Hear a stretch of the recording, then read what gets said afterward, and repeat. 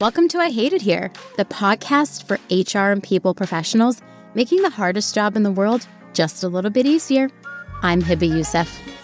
I love being a manager. I'm so passionate about it. I'm so mad when people don't support their managers. I'm so mad when people are bad managers. You hear me rant about this all the time. It really started as I need my career to grow, so I'll do this. And now I think it's a lifelong passion of mine to help others be treated well at work and get the opportunity to learn and grow from someone they respect and who treats them well. If you've ever screamed at your ATS, you're not alone. Team Taylor gets it, built for recruiters who care about great candidate experiences and their own peace of mind. Beautiful career sites, automation that actually works, and UX that doesn't make you want to throw your laptop. This is what hiring looks like when you're ahead of the curve. Welcome back to another episode of your favorite podcast. I'm Hebba, your host and resident hater. Today I have a guest who has never actually listened to my podcast, as she told me right before we hit record, but agreed to be a guest. And I think it's one that you will find very interesting because she happens to be my direct report and the person I work the closest with. So Madison, welcome to the pod that you've never listened to. Thank you so much for having me. Not that it wasn't my idea or anything to come interview you, but here we are. That's right. So everybody, just so you know the lore behind this, I was going to record a solo episode. It's this thing where apparently the podcast host just talks to all of you for 45 minutes. And I just really didn't think it was appropriate to make all of you sit through that for 45 minutes. I mean, I might do it again. We'll see. I don't know. And so as I was complaining about that in my one-on-one with Madison, she said, okay, what if I come to the pod and interview you instead? And I said, okay. So here we are. Here we are. I have a slew of questions. Some you are aware of, but also some that you're not aware of. And I'm very excited for those. And they could be work-related or not. So we'll see. Okay, here we go. What questions do you want to ask me? Oh, God. I have some work-related ones. And for all the time that we have worked together, I've never really had, a chance to ask you some of these. Ooh. But the first one being that you had joined Workweek 3 years ago, if not over 3 years ago, I think now, as a creator operator. But what excited you the most about joining? At the time, we were a pre-seed startup and you joined as our chief people officer, but also too, you were a first-time creator. So what excited you the most about those things? Getting to build things from scratch. So y'all didn't have very many processes in place already. And I was really excited about the opportunity of not having to fix a process that was already in place, but actually build a process to be exactly what I wanted. So from the chief people officer side, that was the side that excited me the most, right? I've been the first HR team. I've been an HR team of one. It was just fun to get to build the thing exactly the way I wanted it. Mm-hmm. Yeah, you had a blank canvas for literally everything, including everybody. even the chat agrees. Yeah. This is so funny because this video is actually, it goes somewhere, Madison. It goes on the interwebs. People will forever be able to watch the two of us grill each other. I just thumbs up and the live emoji just floated into space. So we are now laughing at that. People will listen to this and be like, you two are chaotic. I guess we can really turn up our chaotic We're energy. only 3 minutes into this. So buckle up, people. Okay, wait, I have to tell you what I was most excited about to be a creator, right? Do you want me to answer that part? Okay, fine. Well, yeah, it's a twofold question, so please answer. Okay, I think the thing I was most excited about being a creator was just getting to be creative about all these things and thoughts and ideas I had that I never got to do before. And so do you think at some point you would have started a Substack or something with all these thoughts if you weren't here at Workweek instead? No. No? They just all lived up there? They all lived in my head. In my head and 7-minute voice notes I was sending my friends. Yeah. And now it's sad to say I don't know if I ever would have done it. Wow. Well, we'll never know that world. Thank God. And so, no, it is kind of crazy that, over 3 years ago, we really didn't have any processes. And when you joined us, we weren't even a year old yet. Yeah. Madison, you were what, employee 3? Yeah. I was the first operator of outside of the founders that I joined. So I had worked with them previously at a media company called The Hustle. And that's where I met them. And then shortly after the hustle was acquired, they started Workweek, and then I joined them there. Look at that. Employee So 3. here we are. Yeah. Yeah, and you didn't even interview me. I didn't get to Actually, no, I didn't even interview you. I didn't meet you. You're right. I didn't meet you there. And then I just No, you just inherited me. I got gifted the best gift anyone could possibly get, a competent employee. Hey, I'll take it. And I got gifted a fabulous manager who Hell yeah. also deals with both of our antics. Yeah. All the time. We have a good time. Okay, I have another question, but I think you might have answered this one kind of in the first one. But when you had the blank canvas, what were you most excited to implement? I think, and like, what were you really thinking whenever kind of being handed that blank canvas? And this is for other people who are listening, to implement when they have kind of all that free will to start fresh, but also to what were you most terrified to implement, or like to start with it being so fresh and like not having as much is probably what you were used to. Yeah. Probably the most excited to implement a structured interview process, because I just feel like hiring is the thing a lot of companies get wrong. And it causes like so much stress and anxiety across any organization, that putting a structured process in place was like really exciting to me as somebody who actually like doesn't really like a lot of structure. But I was like, I want there to be a good interview process so every single person that comes to this company gets a fair chance at getting hired. I was like really tired of watching people get hired at the previous startup I worked at through like referrals and like word of mouth and like, I know so-and-so. And we don't really do a lot of that at Workweek. It's very much like fair, structured. We are going to interview you. Everyone gets a chance to meet you. And it was just, that was like most exciting to me.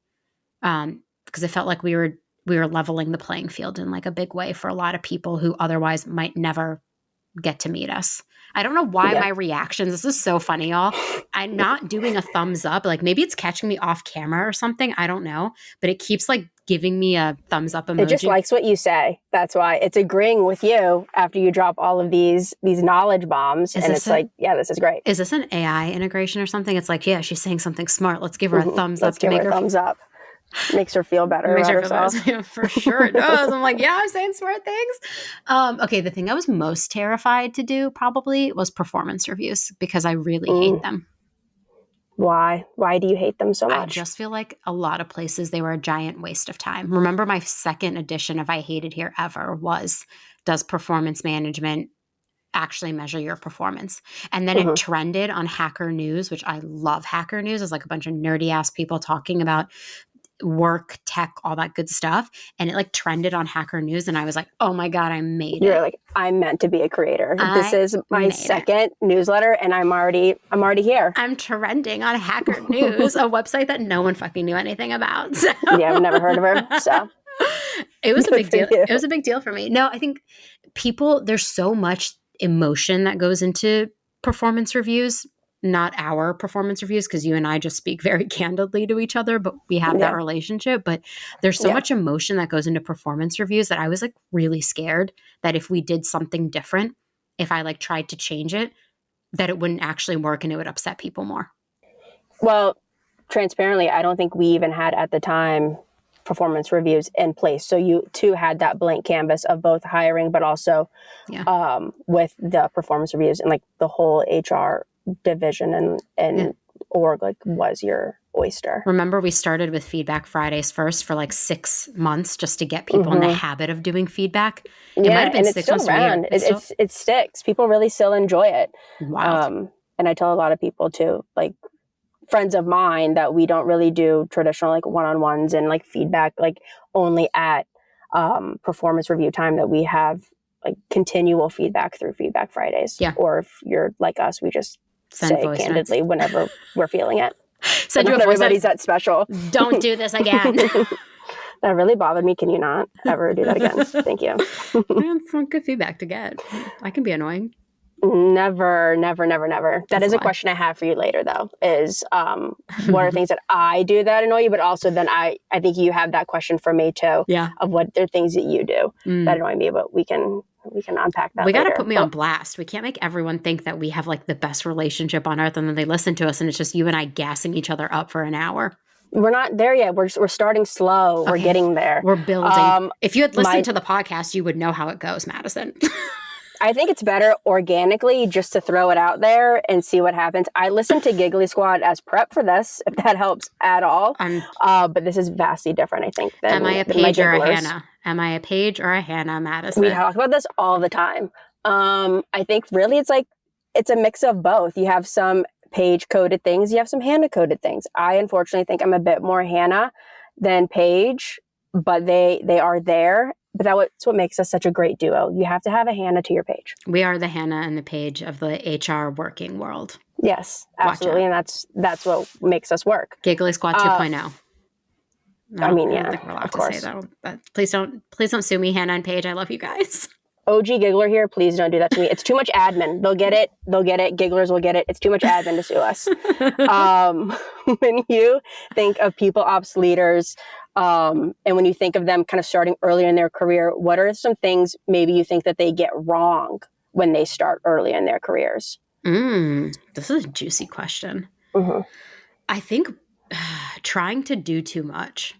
I was like so overcommitted in my early jobs. I still feel like I'm really overcommitted now, honestly, but I feel like we get excited about like the change we can make, and then we're like, oh, I could do that, and I could do this, and I could do that, and we try to like do too much. And I have really tried later in my career to tell people like you can just have like 1 to 2 goals, and you are doing enough. And I think early in my career, I felt this like never-ending need to prove myself. I think like sick enough, I still feel the need to prove myself a lot of times. Mm-hmm. But I think especially in my early career, I put so much pressure to like be excellent and prove myself at everything that I think I almost missed a lot of the good parts of growing and just like being in the moment, because I was like always focused on what was next and never giving myself the credit for actually achieving the thing I had set out to achieve. Yeah. And whenever you were doing that and like growing and things, were you always kind of thinking that you wanted to become a manager and those are the things you were growing into next? And like how to then be there for a direct report and things too? Or like, what do you think you missed as well? Back when I was in the workplace, so this is funny, Madison and I have like almost a decade age gap. We always joke that we are a Venn diagram. We have really good center things that we overlap on, and outside stuff. Like I never was into the Jonas Brothers. It was like too past my time in Hannah, Montana. Missed opportunity. We're going to call this segment Generational Shits. It's a typo I actually made in a real newsletter if you want to go look it up. It's alive and well, and it started a fantastic bit, and here we are. It did. This is a bit we do. It's called Generational Shits. We, instead of writing Generational Shifts, I dropped a letter and it became Generational Shits. So we're gonna have to do a real segment someday called Generational Shits. We should. You're Jonas Brothers and Hannah Montana. I'm like in One sync. Direction. Hello. Backstreet Boys. I never did One Direction. Sorry. What a minute. Backstreet Boys, In Sync. Remember that Britney Spears album I sent you, and you were like, I was in the 2nd grade, or like you were like, I hadn't even been born yet, and I was like, oh my god, to not have been born when Britney Spears was producing her best music.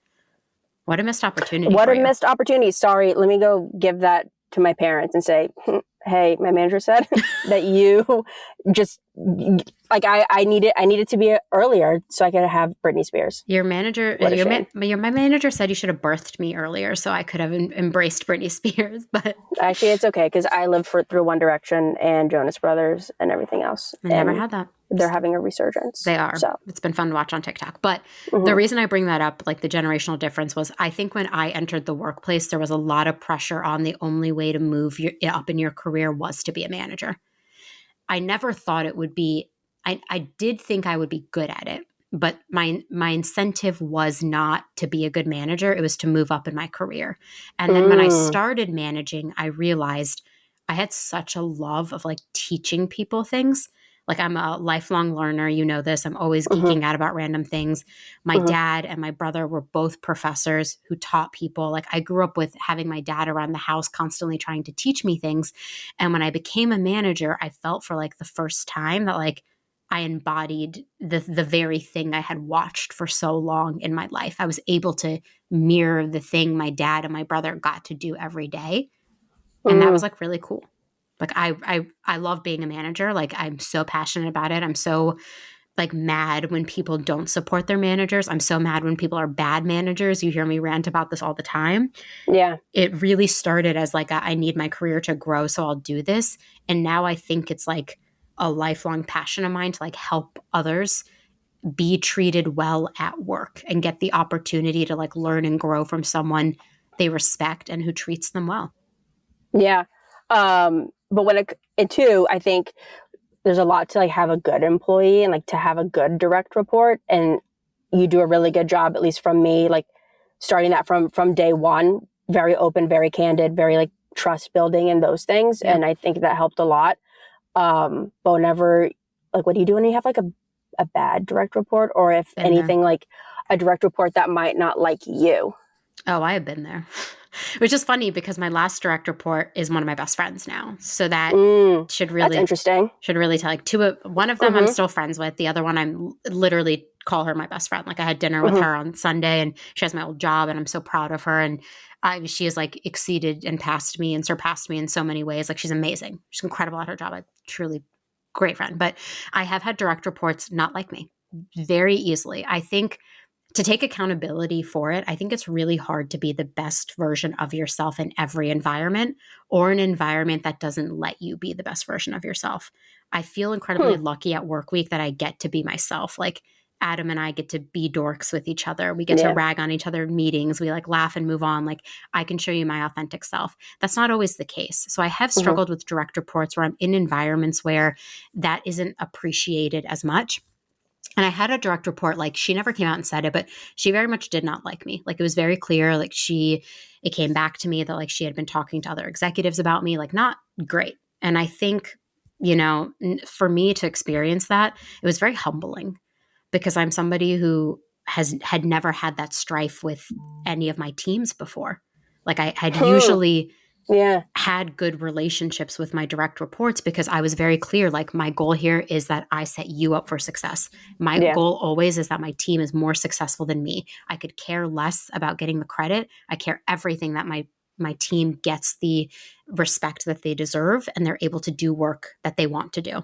And so it was like really humbling for me. I was like, oh my God, like this person like doesn't love me. Like what the hell? Like everyone has always liked me as their manager. Like I'm fun, I'm caring. I try to help them. I remove roadblocks. Like what is this? Why doesn't? And I mean, like, I don't know. I still don't know to this day. I think about it every once in a while why she didn't like me or respect me or think that I wasn't worthy of the job that I got or trusted my experience. But it was a really difficult and hard situation. And I almost wish to the point that I had been even more direct with this person and been like, I understand if you don't like me. Like, I'm not here to be your best friend, but I am here to be your manager. And like another shortcoming that I learned about myself is I tend to talk to everybody like they're my peer. I don't think, I mean, like you can attest to this. Like, I don't really I don't really swing my C-suite title around and say, I'm the executive, listen to me. No, never, honestly. So I tend to talk to a lot of people like they're my peers. And I just think that is a respectful way to speak to others. I always speak to like my mother and my elders with respect, but everybody else I'm going to talk to with the respect that they're my peer. And so I did this with this direct report. And I think it actually like really soured our relationship because they felt like I was not someone worthy of respect. By the end of the relationship, it really felt like they did not believe that I was the GOAT at my job, despite having many years more experience than them. I don't always come into every conversation and say, well, I'm the expert in this and everyone has to listen to me.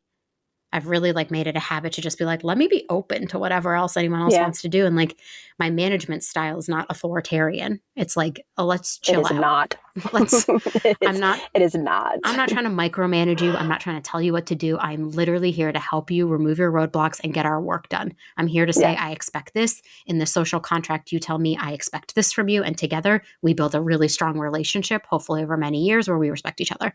It just wasn't like that with that direct report. And it was like a really hard lesson to learn because I wasn't, not that I wasn't not well liked in high school, but like everyone on this podcast who has heard me say this, like I wasn't a popular kid growing up. I felt like I very much didn't belong in my mostly homogeneous community and high school to then go to college and also like have two or three very close friends to like enter the working world and still constantly feel like I didn't belong. And so it really brought up like feelings of not being liked in like the worst way possible. And I never got any sort of closure or clarity on like why this person to this day doesn't like me or appreciate me. And I mean, to each their own. I know not every person has to like me, but I think it was a really like big learning moment for me. Yeah. And with that too, with this direct report, did you inherit them? Yes. Did you you did? Yes. So whenever you inherited me, were you nervous Yes. for me, or you were? I was so nervous. The only thing I knew about you is that you had worked with our co-founders for so long, that you were their right-hand person. And I was like, first of all, I don't know if she's going to want a new boss, right? Like, you didn't get to say, you didn't even get to meet me until I started. No, I sent your offer letter before I even met you. And so you had signed, and then they're like, okay, here you go. And she's going to become your manager. Enjoy. To do a scope of work that, like, you had always done things related to HR that weren't officially HR, right?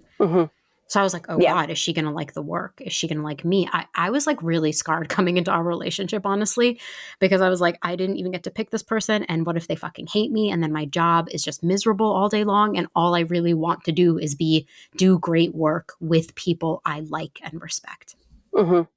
Yeah. Lucky for you, that's not the case at all. We had like a full 180 of what you were worried about. And I like vividly remember from one of our early convos talking too about not generational shits things, but like what we had in common of a lot of like pop culture, sports and everything.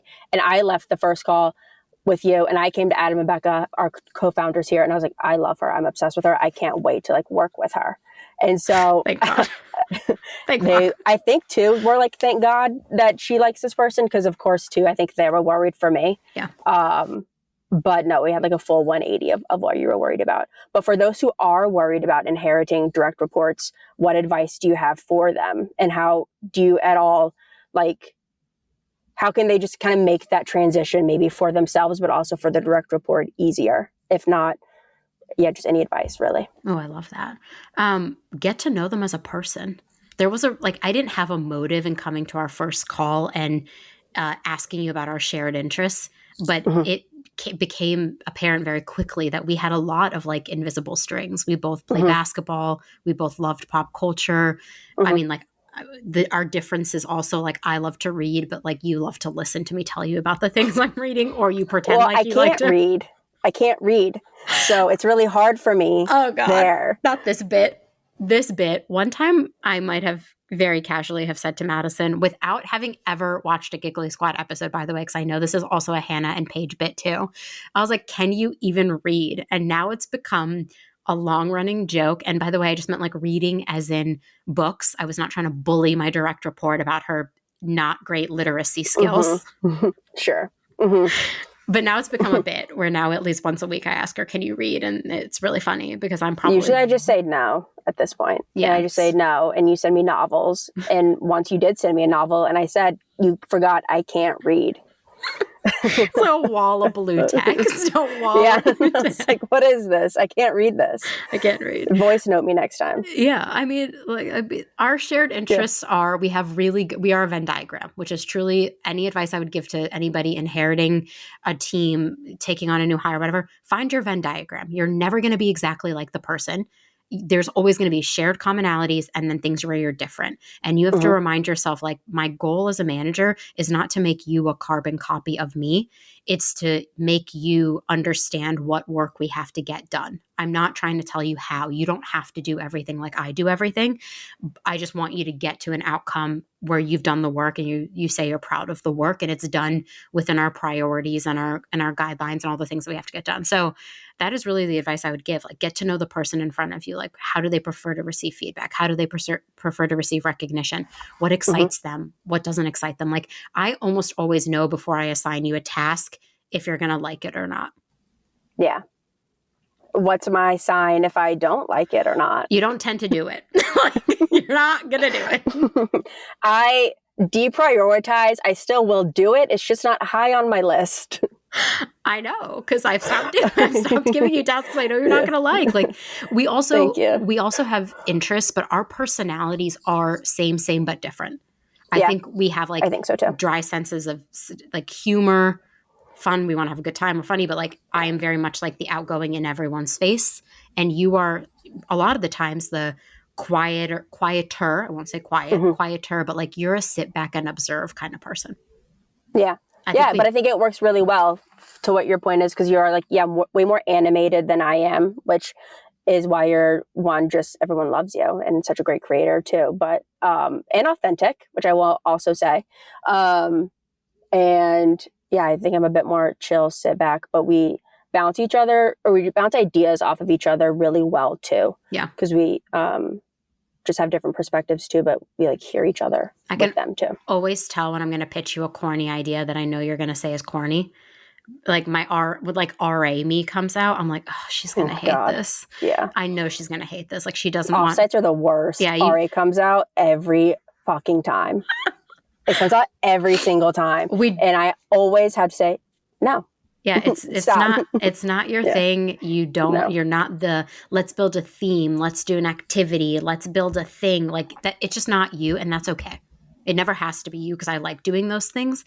But I think if I made you do them, if I really was like, hey, you really need to do this, you would do it. You really would. Like I don't think you would be happy. do it. There's never work I won't do. It's just I would not be that thrilled about it, nor would it be that good because I am not that thrilled about it. Yes. It's about like being your manager is about finding your strengths and what you excel at. And sometimes you have to do something that you don't like, but it's an opportunity for you to also learn, like, do I like this or not? And now you definitely know, like, I don't like this. I'm not going to want to do this again. Yeah. Which I do think comes later as you become a manager and you've kind of experienced that for a few years and things too of how to manage said person too. But how do you think with that your management or like leadership style has changed over the years? Like would you have taken those approaches with somebody years ago too, you think? I think every day I'm learning to be a better manager.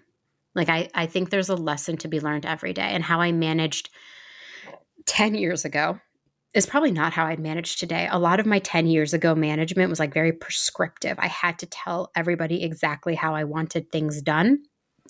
And I think now as I've grown and become more of a manager, it's like, how can I help you get to that end result without having to tell you what to get done, but still being clear about our expectations and our priorities? Like I back then, I do think I was a micromanager in my early career. I do think I was like, when is this going to get done? Did you get it done? Is it done?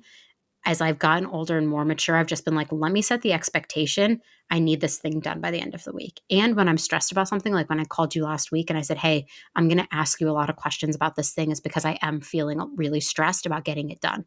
I need you to know that. Like, I'm not trying to manage you and tell you how to do every single thing, but I need you to also understand as my direct report, I'm really stressed about this thing. And so like, I think I wouldn't have done that 10 years ago. 10 years ago, I would have just bugged you about it until it got done.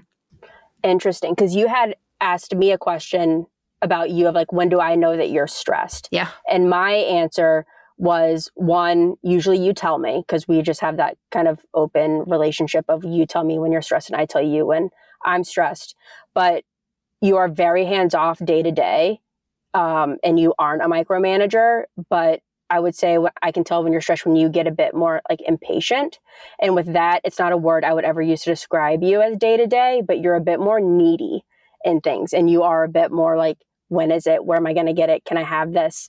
When can I get this done? And that's when I know you are stressed. So I'm going to make sure these things are done. And I also will say like, I got it. Like I can handle this. Please like let me do it. But also like, I understand where you're coming from. Yeah. And we'll try and like settle you down a little bit. I think I like wear my heart on my sleeve. Like everyone on this podcast knows this. Like you will know when I'm spiraling, because I'll just be like, I'm spiraling. Yeah.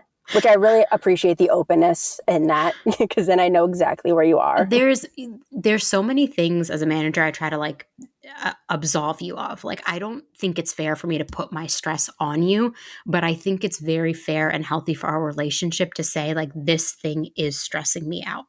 Yeah.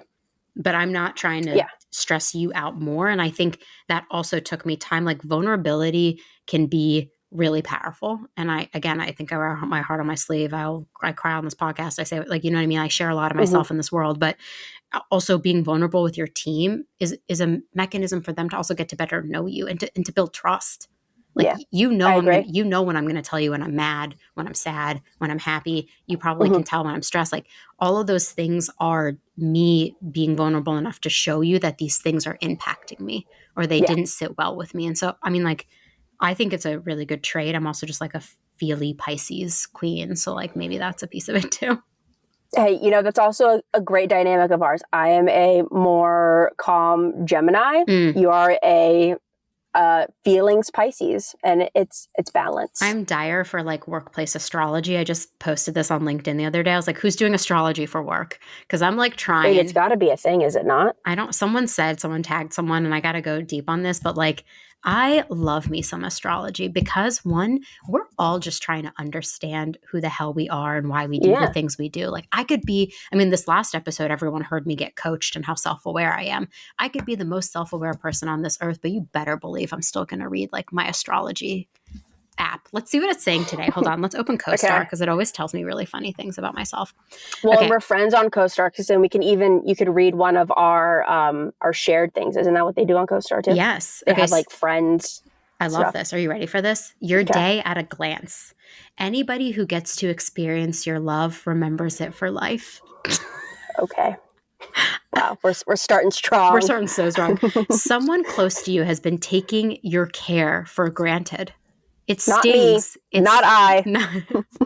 It stings because you give so much. Stop waiting for them to notice. Your love changes people whether they admit it or not. Wow. That's deep, CoStar. It's that telling is very me deep. Do sharing blankets, good posture, and playing it cool. What's your don't? Madison, you know how bad my posture is? That's terrifying. Yeah. Okay. You need one of those like things that like pull your shoulders back or something. Sponsor me. Just kidding. Okay, don't. Mannequins, typecast, or crave approval. That's deep. That's far too deep. It actually knows me way too well, and I don't like that. Let me see if I can have mine on here. Yeah, do you see mine, or how do I go find mine? I have friends. This is so funny. And anybody who is doing this, if you don't have CoStar, it's a great app. The Chani app is actually really great. Okay, here we go. I actually clicked your profile. Are you ready for this, Madison? I'm nervous. Okay. Madison can touch your heart without you trying to control what it means. Madison is ready to take on the responsibility of loving you right now. This is, I don't even know how I feel about this at this point. But that's inappropriate. CoStar, this is my direct report. And then it says, read the room, CoStar. I'm sorry. The last line though says, laugh until your sides hurt. We do laugh a lot. I think that is a very, very healthy dynamic of this relationship is we laugh a lot. I am crying, Madison. That's so funny. Ready.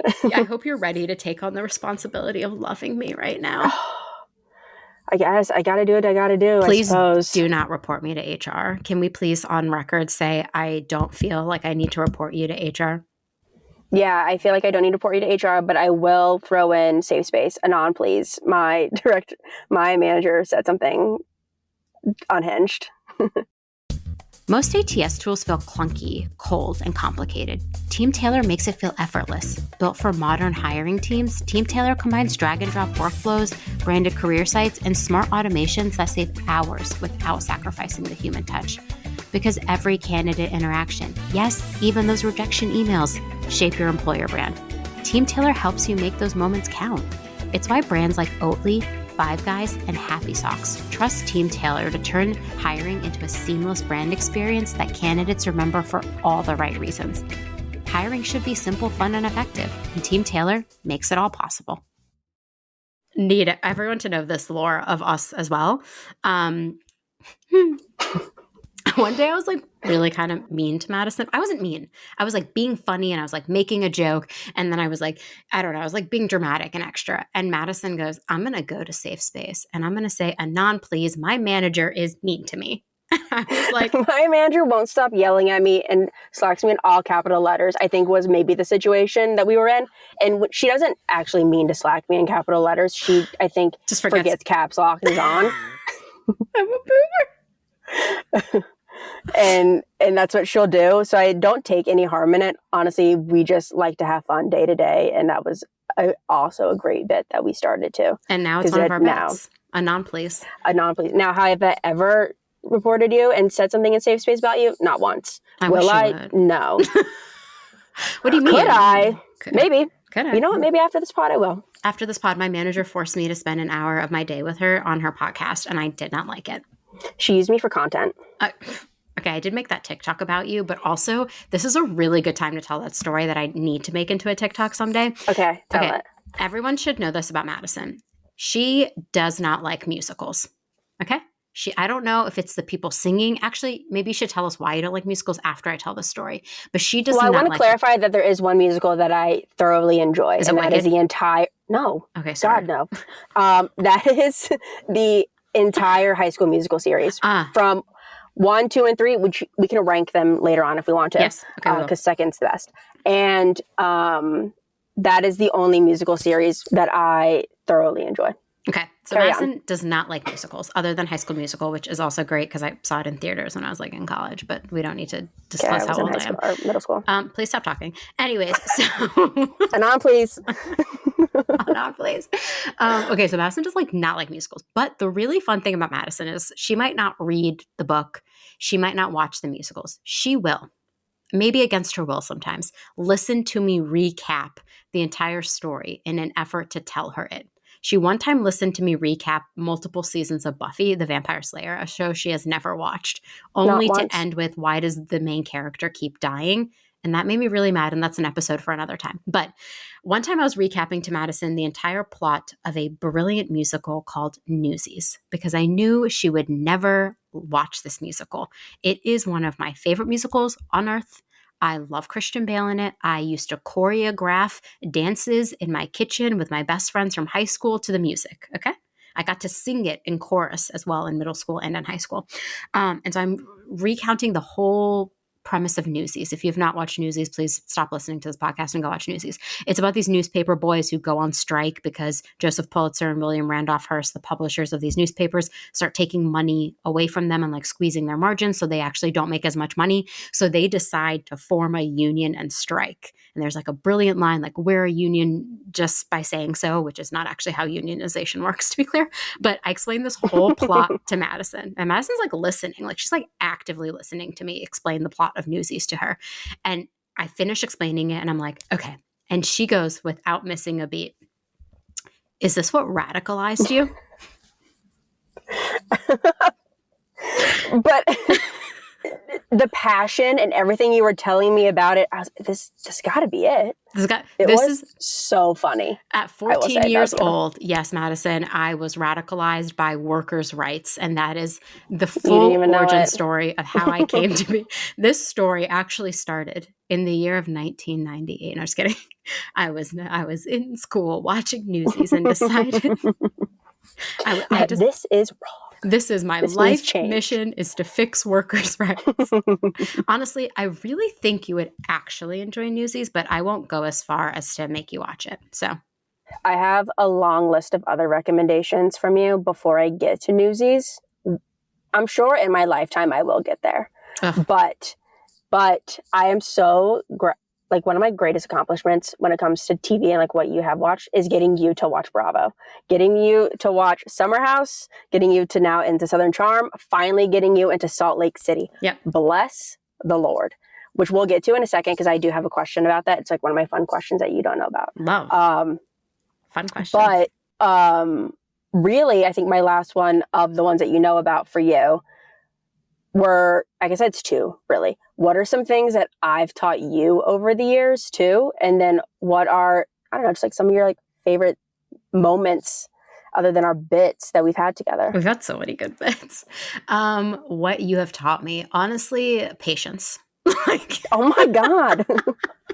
I'm not a menace in the workplace. No, I'm just kidding. I am just kidding. You have taught me. I can be. You can be, but not today. Maybe a little bit on this podcast. I don't know. I think something interesting you've really bestowed upon me is I tend to be somewhat trusting of everybody. I just assume that I am my authentic self all the time, that others are the same way.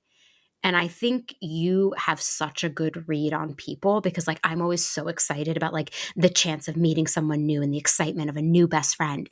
And I think you are more I'm gonna sit back and observe this person. And I do that for all of our employees. I sit and observe, but I'm a little more less careful when it's making new friends. And I think something you have really taught me is that not everybody will pursue a friendship or do the things with the best intent. and that I also need to remember that too. I'm not naive. I know people can be bad people, but I think more often with you, I have learned like to also be a little guarded too. And I think you've taught me that by like calling out things about people that I necessarily didn't even think about. And I'm like, wow, that's such good perspective. I'm like I want to be everyone's best friend kind of person that it has helped me in the last 3 years, like really be a better and more guarded person at times with my energy, with my relationships, with the care that I try to give everybody. I think you have reminded me often that to be careful with that, and that's a gift that I should also protect. Yeah, and it is a gift, and I am lucky to like receive that, but I also too, because I think I feel so protective of you, because from like I was at work week before you joined, I've watched you grow everything and have everything that you have and be who you are, and of course you are that because of who you are, like how authentic you are. And I get protective, and I don't want people to basically like take advantage of you. And I just like ultimately like very protective of my friends and people that I deeply care about. And of course, I think too, what you've taught me is to be a bit more like carefree and to be like a bit more like authentic. And I can also like be myself as well in situations. Oh my God, am I about to cry on this podcast? I'm really not in the mood for this today. It's a coach Bravo. Also, you've taught me a lot about Bravo. But I mean, like, I think that lesson, sure, everyone could have taught me to be less stressful. Like, I'm sure lots of friends give me that advice, but I think you really action it day to day. And like, it does sit with me as a reminder so often. I'm like, I have to be cognizant of these things. That not everyone wants to be my best friend. Not everybody is going to do something for me or do something to be right by me. Like they might also take advantage of me, and I should remember that. And I feel like it's very harmonious. Like you've taught me that, and I'm glad I've taught you to be a little more carefree because life's like too short, honestly. Some days I'm just like, fuck it, we ball. And some days it is like, fuck it, we ball. And then there's some days where I'm like, my read I think is reading on this person. So we are not balling with this person. One of your strongest traits, and I think I put this in one of your reviews, is like you are so perceptive beyond your years of existence on this earth. I think it's one of your strongest talents, and I think it's something that everyone in HR should be really good at, is like perceiving others and understanding and observing them and understanding their intent. It makes you good in a lot of ways, but watching you do it is like, it's so awesome. Like you're so wise beyond your years. I'm like, it took me years to learn that trait. And it just feels like it comes very naturally to you. And I'm like, damn, I was so dumb at your age. No, that's on being an evolved human. That's another one of our bits. That's on evolution, growth, and being an evolved human. And I have grown so much too under you. I love that. So this is such a great episode. Also, we have to tell the evolved bit story. One time I like went on a rant. I actually don't even know what the hell the rant was about, but it was like such a rant. It was so unhinged. And then I ended the rant with, that could never be me because I'm evolved. And Madison was like, oh, are you now? And so it was the most like, I don't even know how to articulate it other than there was so much passion behind this rant and just so much. The only other word is passion. Yeah. And then it ends with I'm an evolved, and I was like, not from what I just heard you rant about. It was so out of pocket. It was truly. It was out of pocket. Out of pocket. But I loved it. Back to my favorite memories with you. Evolved Human is definitely one of them because you did not let me live that down. From the second I said it, I don't even think you cared what I was ranting about. You were like, I'm good shit about this. I don't remember what it was. I remember exactly where I was though, and where we were going, what we were doing when you said I am an evolved human. I don't remember anything you said before that. At least we're having fun. Yeah, that is one of my fondest memories though had to have been our company retreat last year where like 6 things went wrong. And like towards the end, you just like looked at me and you were like, I can't. We were just like silent. We just like looked at each other and we were both like, oh my God, like so many things went wrong that like were out of our control. And I was like, this might be our breaking point. Like one of us might have to go into a room, shut the door, and just scream at the top of their lungs. It was my favorite because you didn't make it worse. Like you also, you just like didn't make it worse. You were like, important. That's an important trait. It is. And it brings me to my second favorite moment of us working together, which was one time you were usually, I think I'm the complainer. Like I'll complain about things and then I'll be like, I have to get it off my chest and then I'm done. We can move on. This time though, it was like, it was a decision that was made. You and I both didn't like it. And then you came to a meeting and you're like, I'm just going to complain about this. And then you complained about it. And then I just sat silently and I was like, then we went to like another meeting. I think it was like had to have been the second meeting. Maybe it was the first meeting. I'm not sure. But you did complain about something. And I was like, hey, I get it. I also hate it. I don't want to do this too, but now we have to do this. So stop complaining about it.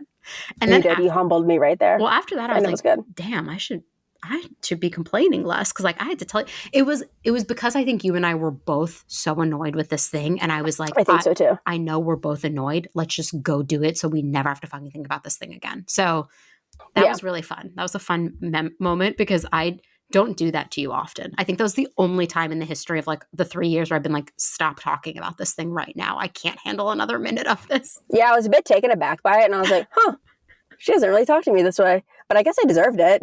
And then I like, to be fair, I'm not really much of a complainer. Like I don't really, and then sometimes I really just lock the fuck in on a complaint and I just won't let it go for a bit. But I had to let it go because I was told to. It was the only, and I like didn't raise my voice, but I was like, hey, I get it.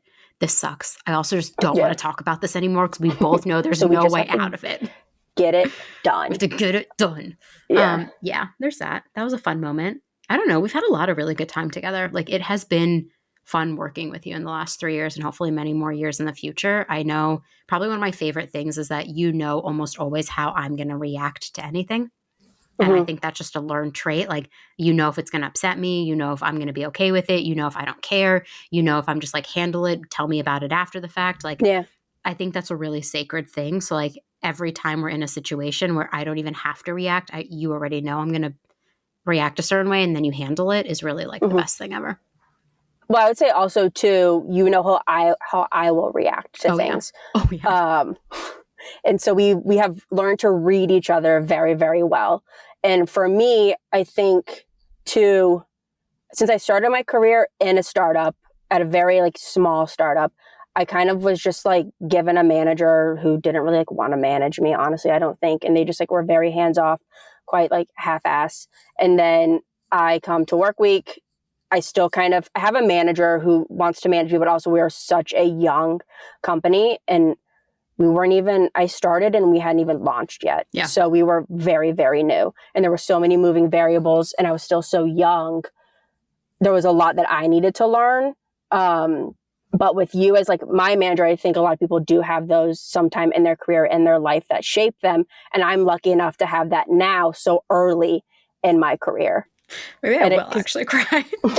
And it's something that I wanted to say on this podcast and whenever it like were to come up, but like, no, I think a lot of people at some point in their career have somebody that they always will look back on and be like, this person really shaped me and like managed me and was like that one person. And you are like that person, I think, for me. That means a lot to me. I might actually cry. And you haven't seen me cry recently.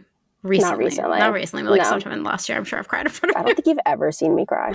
Probably not. You would never let me see that. No, probably not. It would be my goal in life. Just like you want the Instagram follow, I want to see a tear come from your eye. The Instagram follow is so bad. That's for another time. That is for another time. But I have just peppered you the whole time with questions, and I have a few more that I have for you. But do you have any for me? Yeah, we're going to do a rapid fire fun one where you get to expose me for filth. Ready? Describe me in one word. Okay, this is really hard. I think off the top of my head, I would say a visionary.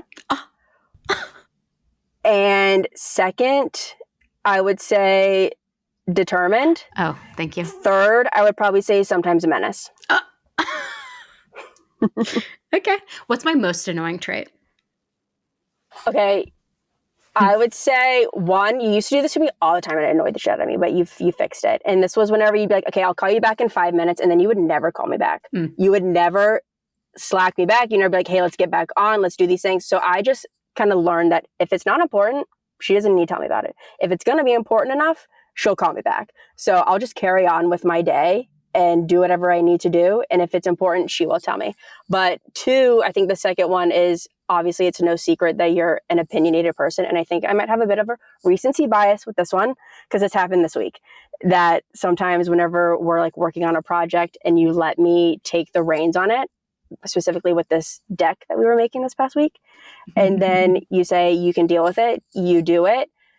I do it, then you have opinions on it and you start chirping them in and letting me know what's going on. So then I'm like, okay, do you want to do it? Like, do you verbatim, want to do this she instead? said to me, do you want to do this? And then I said, no, I'm good. And then I stopped. I did stop though. You did stop. You did. But if you kept going, I was like, okay, nobody's doing this at this point. Yeah, you did. This is not getting done. I stopped. And then also when she finally showed me the deck, the only edits I made were like capitalization edits. Because I know you so well. And it was something that I wanted to make as well. But like, I know how you want to see things and how you would want them like presented. So I made it as well to like, she's not going to have a single note about this. Thank God. I'm a menace, and you did a great job managing me in that situation. I'm also a menace for what it's worth. I'm just dead at you being like, do you want to do this? And I was like, actually, no, I don't want to do this. I really don't think you were doing it. Hard stop. Do you want to do this or not? Please leave me alone. I could tell you were annoyed with me. Okay, so for people who don't know you, you are a huge Taylor Swift fan. You've taught me quite a bit about the Swift lore. What is your favorite song? I think it's so unfair of you to ask me what my favorite song is. Sorry. That is like, I don't even know how to equate that to something in your world. Like maybe like what your favorite Buffy character is, or like your favorite Buffy season, obviously, or something. and my favorite Buffy season is 2. It's okay. Well, I guess we can't equate this to your world.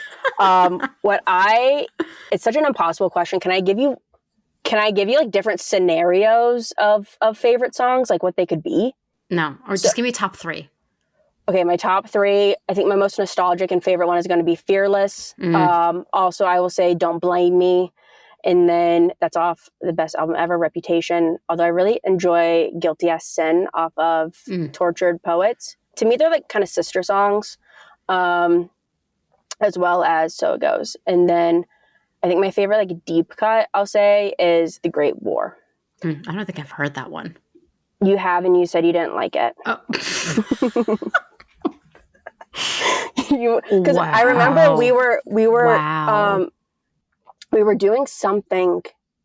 What were we doing? Or maybe it was that situation or that time where we both ranked our like top 12 songs and we talked about them. Yes. And I threw that song on there, and you're like, this song made your list. Why did it make this list? Like, I don't like it. Dang. But that's it. What would like your top one be? Or 2? Top 1 is so good. Top 1 or 2.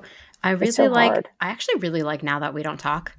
And the other one, what's the other 1989 one? You in Love? No. Yeah, You in Love. You are in love. Yeah. Yeah. Because I think about the line where she says like his office and the downtown and the crystal, whatever. It's sweet. Yeah. Yes. It's a good song. It's very nostalgic. I like it a lot. Yeah. Okay. For people, so we've worked together for 3.5 years, right? We know each other really well. What would you tell managers who haven't worked with their direct report as long? Oh my God. I would probably say, wait, so are you saying like managers right now that have relationships with their direct reports, like, yeah, maybe they're building, not even how to fix them, just like what you would tell them. Like we've been at it for like 3 years. Like what if people haven't had the length and breadth of the relationship we have had? Like, would you give them any advice on how to cultivate this?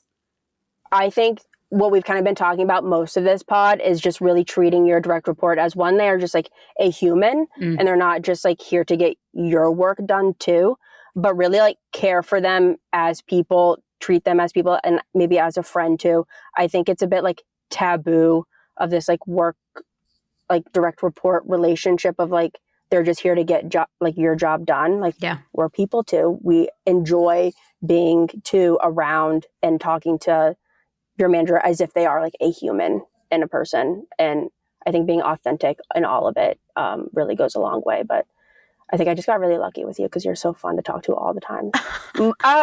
90% of the time. 90%. Don't call me in the morning. Don't be calling me in the morning or before, or if I start like doing my ADHD thing where I tell you like one story and then I start telling you another story and you have to be like, can you just tell me the one thing you called to tell me right now? Mm-hmm. Mm-hmm. I do that. Yeah. So I keep you back on, get you back on track sometimes. Okay. Favorite high school. Now tell me your High School Musical rankings. Okay. So number 2. Love. Okay. Actually, there's a question to this ranking. Are we going like music in the musicals or are we going storyline of the movie? I always go music in the musicals. Okay. So I think the 3rd has the best music. Hands down. Hands down. Then I would probably go, I guess I'd go 3, 2, 1 for me. I think the 2nd is is the best storyline for me. And I really still do enjoy the music. Like, Hello, We Got Fabulous from that song. Are you kidding me? Yeah. Or from that movie. And I think the first, like, at its time was really good, but I'm glad they evolved with number 2 and number 3. Because usually it goes the opposite, and the first is always the best, but I would vastly disagree with that. Fun fact for you on High School Musical, Kenny Ortega also did Newsies. I think he was either the choreographer. I'm going to have to look this up. Okay, wow, that is interesting. That's a little bit of lore. It still too blows my you. mind that Kenny Ortega did Hocus Pocus. Oh my God, I didn't know that. That is a really good lore fact. You didn't? No, yeah, he did Hocus Pocus. Because it is like a slight musical, but like it's mostly just a movie. He was the director of Newsies. So maybe you would really like Newsies. Maybe I would enjoy. Okay, now I have a few more fun ones. Rapid fire for you that you don't know what they are. Hit me. As I mentioned, my greatest accomplishment is getting you to watch Bravo. And I guess I have a caveat to this question. Okay. Can I do a fuck, marry, kill on this podcast? Yes, you can. Go for it. Okay. So I'm going to give you 3 people that, yeah, you can answer this one. Fuck, marry, kill, Kyle, West, Craig. Now, I would give you more people off of Southern Charm, but you haven't gotten there yet. Okay, so I'm dealing with what I have and what you have seen. This is a Summer House cast. I would kill Kyle. Wow. He's so fun, but in my daily life, I think he and I would be too much together. Okay. Also, the DJ thing, it's not for me. It's an ick for you. It's fine. It is a big ick for me. I don't like it. I would marry, who was the third? Craig. I forgot Craig is in this because it's Summer House and maybe I should have.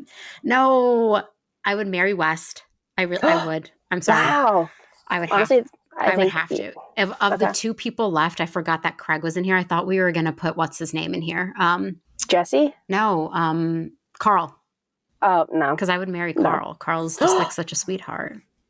Okay. No, I had to spice it up. Yeah, I had to give you one that you really needed to like think about. Okay. So for everyone who watches Bravo, you're going to enjoy this. For everyone who doesn't watch Bravo, I'm so sorry, but these have been my recent. You can skip this part of the episode, but yes, it's definitely still like kill Kyle, marry West. I think he has great style. He seems like a fun time. He seems like he likes good music. I think he plays basketball. So like all things that I would enjoy in my daily life.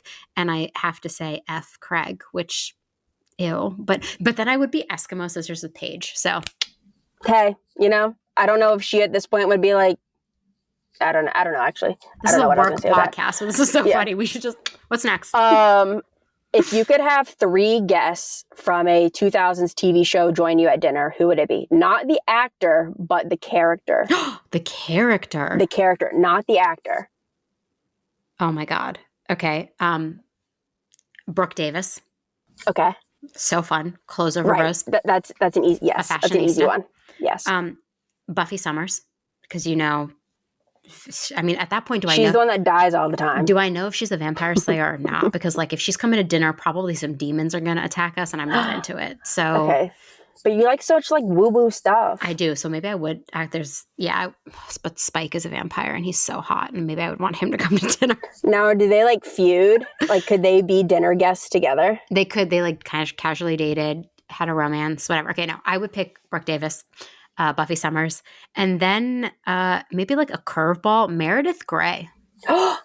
Wow. I love Grey's Anatomy. I think Meredith has like a really interesting life story. A mother with Alzheimer's, like health and wellness, like losing her husband. I mean, like Meredith Grey just seems like she's doing Alzheimer's research. Like she just seems like a cool dinner guest that would like teach me something. Brooke feels like she would be fun and she would know a lot about the fashion industry. And Buffy is just like a general badass. So I feel like after talking to her, I would like leave with like a bigger zest for life and like being a badass. That's a good lineup. I know. That is a really good lineup. That's a good question. I think my last question for you. Wait, no, you have to answer the 2000s question though. Who would you pick? Oh my God. I don't know. I wasn't expecting to answer it. You're just throwing it to me off the cuff too. I have to know. I think I would share that Brooke Davis one with you. I really enjoyed watching, would I pick Serena Vanderwoodson from Gossip Girl. You would get some good stories. Sheer entertainment. For sheer entertainment, I think would be excellent. And then who'd be my third? Oh, it has to be a 2000s because I was going to say like Lisa Vanderpump. But not 2000s enough. I'm stuck on my third. I'll come back to you on that one. Okay. Honestly, I'm not sure. I'll come back to you, but it's going to be a good guess. In our next one-on-one, we will have to cover that topic.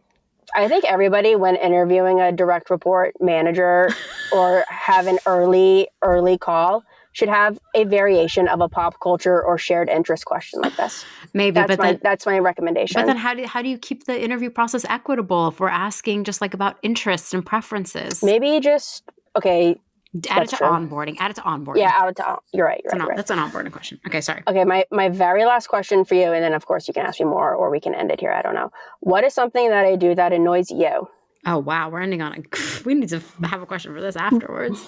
I truly, I'm not saying this to blow smoke up your ass. There's really nothing you do that annoys me. That is such bullshit, but okay, I'll take that. No, sometimes you're sassy when I just want you to say yes to something. I'm like, can she just effing do the thing I asked her to do? Like, oh, when I send you emails and I'm like, can you remind the person to do this thing? You'll be like, yes. And you just answer yes, no sort of punctuation, no anything. And I'm just like, oh, I've annoyed her.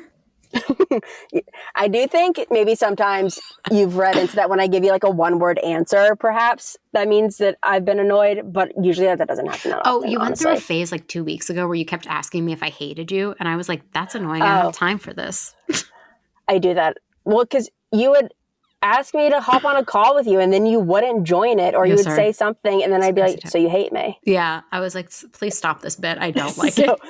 But then you also wouldn't like say, no, I don't. That was me being mean. Because I was like, if she's going to keep asking and then you started hitting me with these green check marks in Slack instead. And I was like, stop hitting me with a green check mark. Just ask and tell me if you hate me or not. Do you think anybody... So we just like go deeper and deeper and deeper into this. Do you think anyone at work has as much fun as us? I don't think so. I hope they do. I truly, in my heart, hope that they do.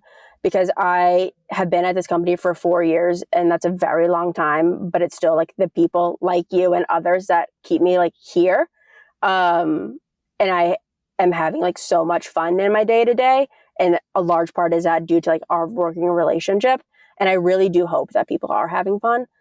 I just really don't think they are. Life is too short. Having as much fun. I do think people at this company have a lot of fun. I want to be very clear about that. Our motto is make work all fun. My coworkers listening, you guys, I know are having fun. And I hope you're having as much fun as us.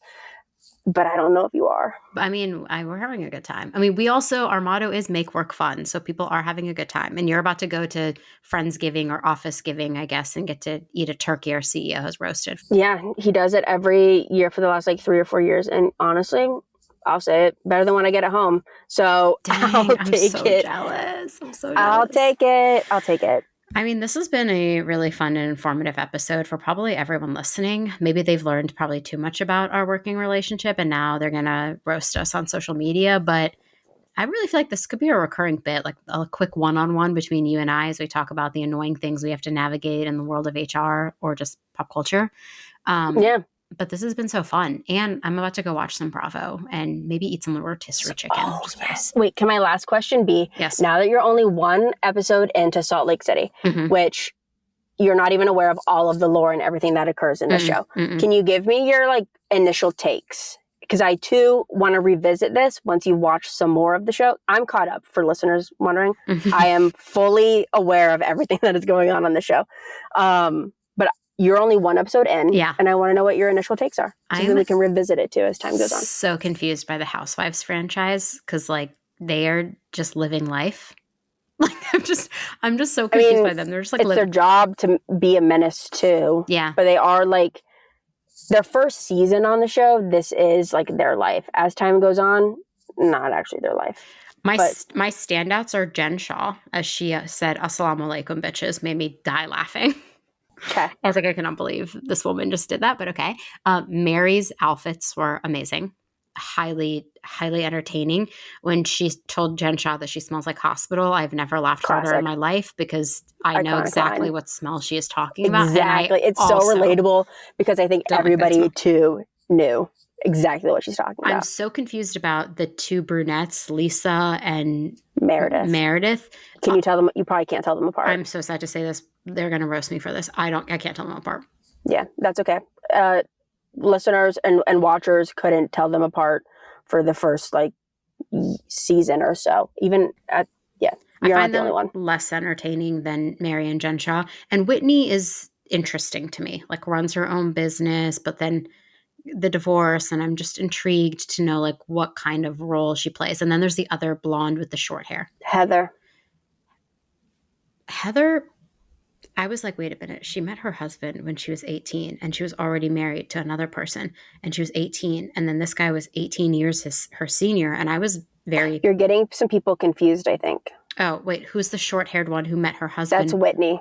That's what I was talking about. Mm-hmm. Then who is the one who has the plastic surgery beauty lab and laser? Yes, beauty lab and laser. That's Heather. Okay. Heather, I'm confused about. Like her origin story, the divorce. Like I'm intrigued to know more about her. Whitney, I was like, hey, how was everyone okay with this like age gap when she wasn't legal? Was the part that I was like the most worried about, but like none of them seemed to care. So I was like, okay. Well, we are going to revisit this in a few seasons perhaps, and we'll see. But I'm glad that you're starting, because welcome to the absolute shit show that is Salt Lake City Housewives. I'm intrigued. But two, out of everything I've accomplished in my career, this is my greatest accomplishment. So thank you. Me watching Housewives. Oh my God. Of all the things I have accomplished. People don't know how hard I have been how much I have been asking for this. Do you think this is a bigger accomplishment than you securing the Instagram follow on my private Insta? No, that'll be my greatest accomplishment. And unfortunately, from what I've been told, the only way I'm going to get that is if I leave this company. And you don't work with me anymore. That's the only way you can follow me on my personal Instagram. My public, so I'm probably never going to get it. Yeah, you might be stuck with me forever. Maybe someday. I keep joking, listeners, that I'm going to gift her an Instagram follow one year. I will let her follow my private Insta, which is very locked down. I think the only people who follow it are like high school friends, college friends, and none of our current employees, because I just don't. That's the Insta where I'm like ruthless with the things I'm posting that I wouldn't necessarily always post publicly. So there's that. Maybe someday, Madison, we can end the episode on that note. No. Thank you. No. Nope. Anon, please. Anon, please. Anon, please. Thank you to everyone who got a firsthand look at our working relationship, and to Madison for being on a podcast she has never even listened to. It has been... Not once. Probably won't even listen to this one. Maybe I will. I don't know. Maybe you'll come back if the listeners demand it. If not, please. See you never. Just kidding. I'll see you on our one-on-one tomorrow. Bye. Thanks for tuning in. Keep up with all the latest HR resources by subscribing on Apple, Spotify, Google, or wherever you listen. And if you love I Hate It Here, tell an HR friend. I'll see you next time.